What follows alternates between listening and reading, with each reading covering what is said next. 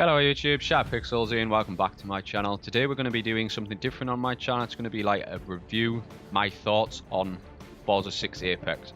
Forza is a series, is a game that I've played quite a lot of Forza 3 and 4, but then it started to die off on 5 and 6 I just didn't even touch. It's a game that prides itself for authenticity and authentic cars, which they do models well, but it's anybody that doesn't know, I love simulation games. I love games to be as realistic as possible, to the point that it's actually pretty ridiculous and it like annoy people at how realistic it should be. That's my thought of realism. Like, if I crash into something, that's it. I want my career to be over, kind of thing. I want to have to start another career. Nobody will agree to that sort of length of realism, but to me, that is what I want. But Forza Motorsport is a game that I've had quite a bit of respect for, especially on consoles, but the fact that it calls itself a simulation is a joke, to be honest. Anyway, Forza 6 Apex. The reason actually why I'm playing Forza 6 is because my Steam account got hacked, so I was forced, and I wanted to play a racing game, and so I was forced to find one, and Forza 6 Apex was a game that I looked back at quite a little while ago, but just never bothered downloading because there's just so much better out there. Anyway, the free-to-play version of Forza 6 Apex only has 6 tracks. Brands Hatch, which has 2 layouts. The 2 layouts are the Grand Prix and Indy circuit. All 2 layouts come with the day or rain variant as well, so technically there's more than 2 layouts, but I'm just going to narrow them down to not include day and rain or reverse variants. Spa-Francorchamps, which has only the 1 layout, which is the full circuit. The layout only has the option of day, night or rain variants. Rio de Janeiro circuit, which has 5 layouts. The 5 layouts are full circuit, national circuit, coastal loop, mountain circuit and mini circuit. All 5 layouts only have the option of day, but come with a reverse layout option. Sebring International Raceway has 3 layouts. The 3 layouts are full circuit, short circuit, club circuit, and all 3 layouts have the option of day, night and rain variants, but no reversing option. Top Gear track, for whatever reason, Forza seems to pride itself on, I think ever since Forza 5, I believe. Don't quote me on that, I'm not a huge Forza fan. But for some reason they're like, ooh, look, we've got Top Gear in our game, let's just buy it just because of that. Yeah, but anyway, the Top Gear track comes with 4 layouts. The 4 layouts are full circuit, east circuit, west circuit and the outer loop. All 4 layouts have the option of day or rain, and all layouts come with the option to race in reverse. And the final track is the Yas Marina circuit, which has also 5 layouts. The layouts are full circuit, north circuit, south circuit, north, corkscrew and corkscrew. All 5 layouts have the option of day and night variants. This means there is a total of 50 layouts or variants to choose from in total, but still only a pathetic number that is 6 tracks. So it sounds better than it is, especially when they advertise it. Now on to another pathetic number, which is 15 cars that are unlocked at the start. You don't get your average manufacturers that you'd come to expect, like Audi, maybe it's a Nissan, maybe it's a BMW, maybe it's even an Aston Martin. You'd expect maybe it's a Volkswagen to be unlocked, even a Peugeot, but there's none of that for some reason. You have a Ford, you have a Honda, I believe you've got a Jaguar. I'm doing this all off memory, so I'm not 100% certain. There's a Lamborghini, McLaren, that's just to name a few. Obviously in the video you're watching the McLaren P1.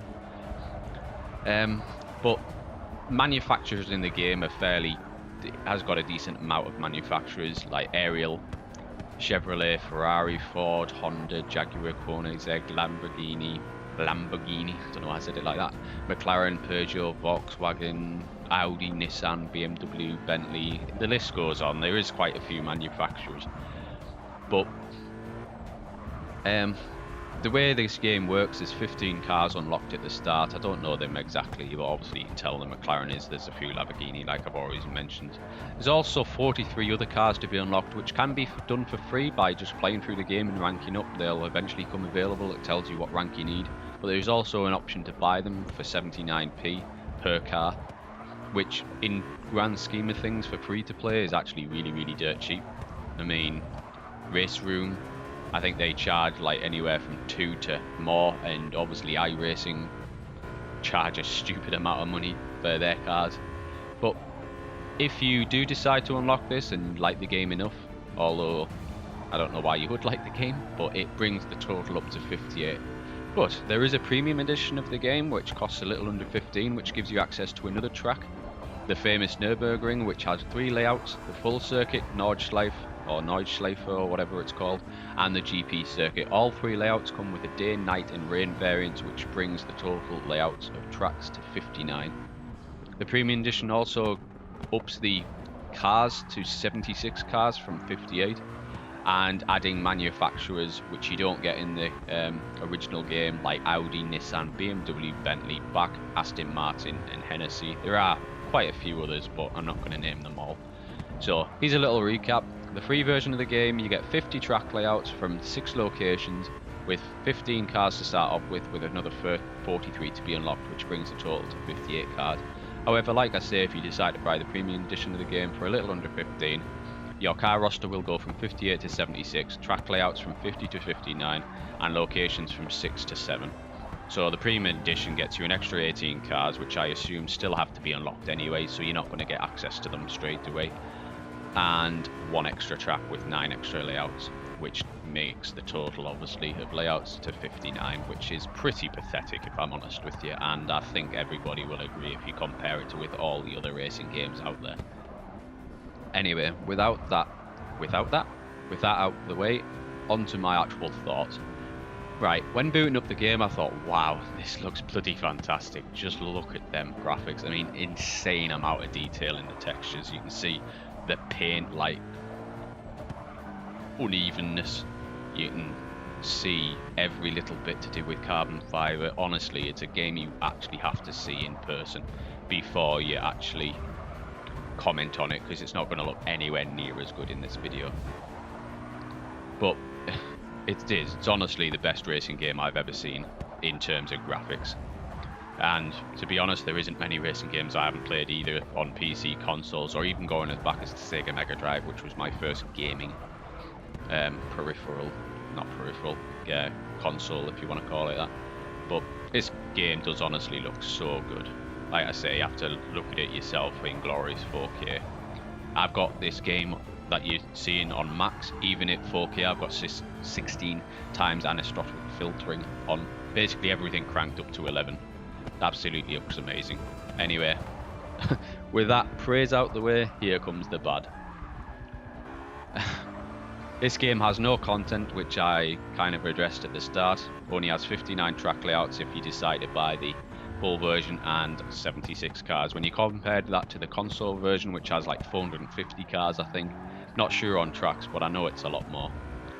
Or it's definitely more anyway. Maybe it's not a lot more. An annoying campaign where you always have a flipping announcer that you can't skip, or I couldn't skip it.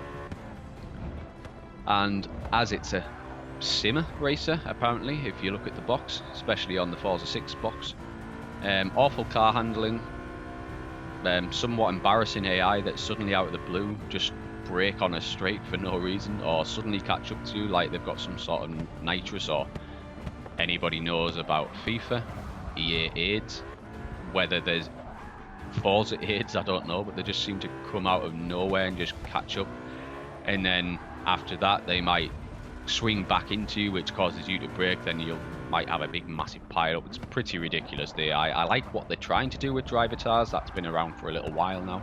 Anybody that know it kind of builds up the characteristics of the actual driver's profile, and then it does that kind of thing in real when you're just versing the AI. It does make for somewhat interesting racing though, so I kind of like it, but it's nowhere near as good. But if I'm honest with you, there's no game in the world that has good AI. The closest I'd have said is probably R-Factor 2 or Assetto Corsa. I'm not a person that plays online on racing games that often, because I will be honest, I'm not the best racer. But yeah, apart from that, the best thing about this game is I didn't pay for it really. If I had, I'd have been asking for a refund, to be honest. Turn 10, it's quite an achievement, to be honest, to make a game so bad. Graphics are nothing without the core racing components, which is good AI, great handling. Otherwise, you haven't got yourself a racing game, to be honest. the way it drives is you're driving down the road, you slowly turn your wheel, and instantly, as soon as you've turned it, I have my wheel set to 380 rotation, I think, and 50 sensitivity. So as soon as I turn it, all you hear is tyre squeal. Even if you're going on Spa-Francorchamps, on, for example, on Assetto Corsa or Race Room, which is the other majority of the racing games that I do play, you can take, I don't know what corner it is, I don't know all these corners, I know some people can say, and now we're heading down Bloomfield Straight, and then we're going up to the Corkscrew 96 and things. They'll know like all the words for the actual tracks. I don't know any of them, but it's the big massive uphill Hess bend kind of thing. It's like the second or third corner on the track anyway. But that one there, you can take it like 170 or 180 on other games, but this one for some reason I couldn't take it any faster than 150, 155. Don't know why that is, but, and like I say, any time you did it, you just get tyre squeal. I find out that on a corner you had to brake just so you didn't like veer off the road, because it just wouldn't turn in. Just it loses traction so quickly. Brakes are far too sensitive. You just tap the brake instantly, bang, you're locked up. It's ridiculous. I actually had to change my clutch pedal to my brake pedal, and my clutch pedal was then obviously my brake pedal, so I had a bit more travel. This is the Logitech 920 wheel.